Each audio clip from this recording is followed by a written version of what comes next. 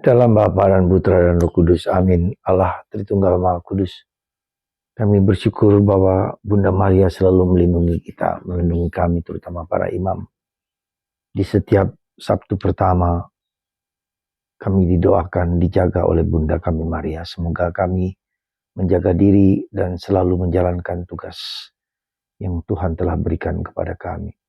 Terima kasih atas doa umat bagi kami semua para imam. Terpujilah namamu kini dan sepanjang segala masa. Amin. Para saudara, masih tentang Ayub. Apa yang dikatakan Ayub pada bacaan hari ini, bahwa segala sesuatu yang kuimani ternyata barulah hanya kudengarkan.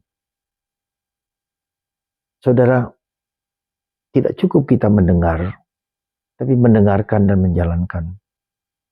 Mendengarkan dan menghayati, menghidupi sabda Tuhan, tetapi juga pribadi Tuhan sendiri. Kita seringkali terpaku dan terpesona pada ritual, pada kata-kata, tapi mungkin belum menghayati dan menghidupinya. Dan ketika menghidupi, bagaimana kita menghidupi dan menghayati, yaitu lewat penderitaan, lewat salib, lewat pengalaman pahit dalam diri kita, apapun bentuknya, entah difitnah, entah diejek, entah tidak diterima atau ditolak, atau sakit penyakit tertentu. Ya, itu juga adalah bagian untuk penghayatan, mengimani bahwa Tuhan itu hidup, bahwa Tuhan itu berkarya, bahwa Tuhan itu pribadi yang hadir, pribadi yang bisa kita ajak dialog, komunikasi, dan supaya kita menghayati semuanya itu.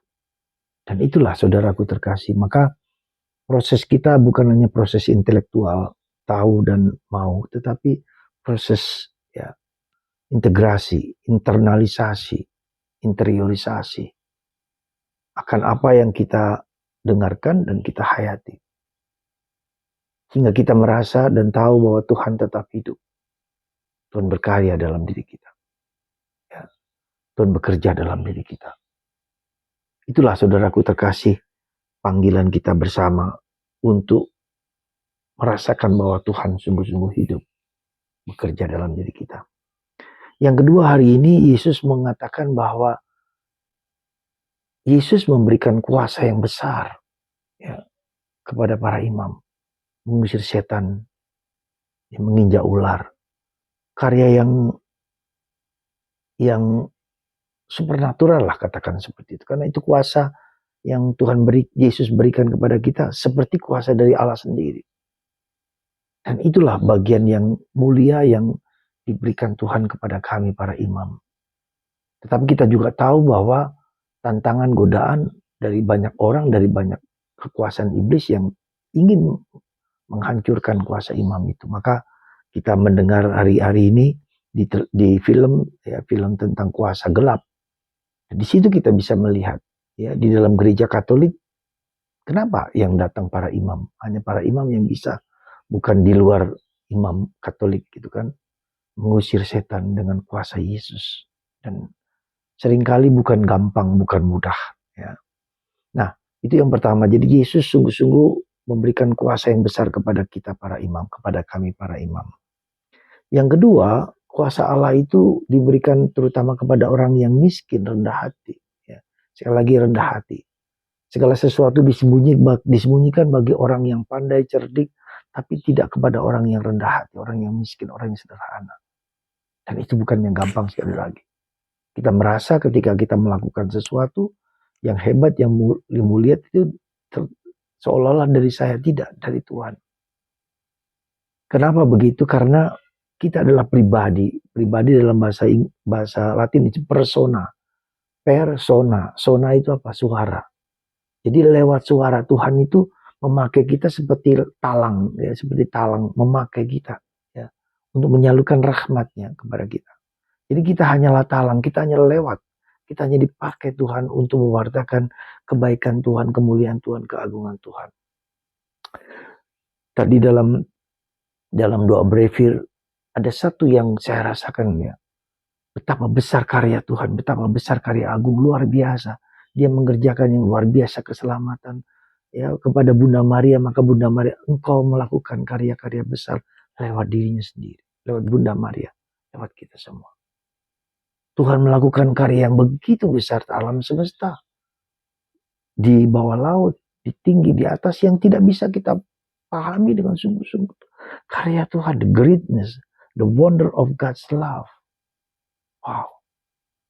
Dan memberikan Yesus, memberikan keselamatan, memberikan kemuliaan, memberikan kerajaan Allah, dan memberikan surga kepada kita.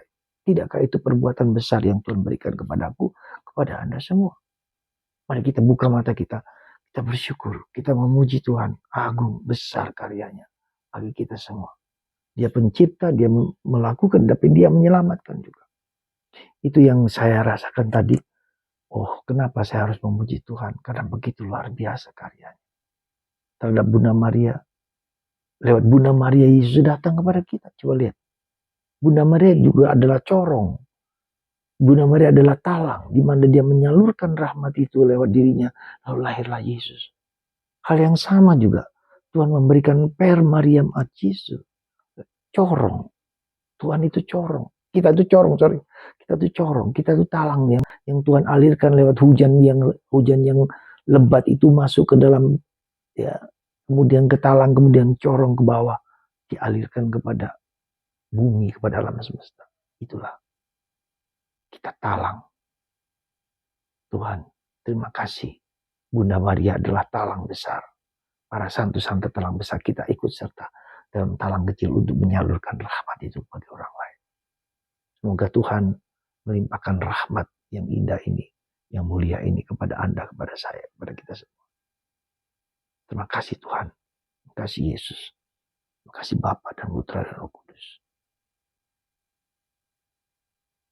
Juga tadi pagi ketika saya mendoakan kata-kata itu, lalu dalam misa dikatakan, terpujilah Tuhan alam semesta.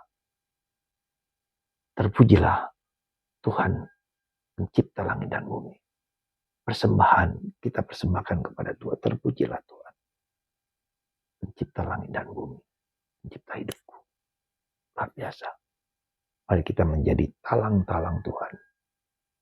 Tidak mengakui itu berasal dari kita, tapi dari Tuhan sendiri.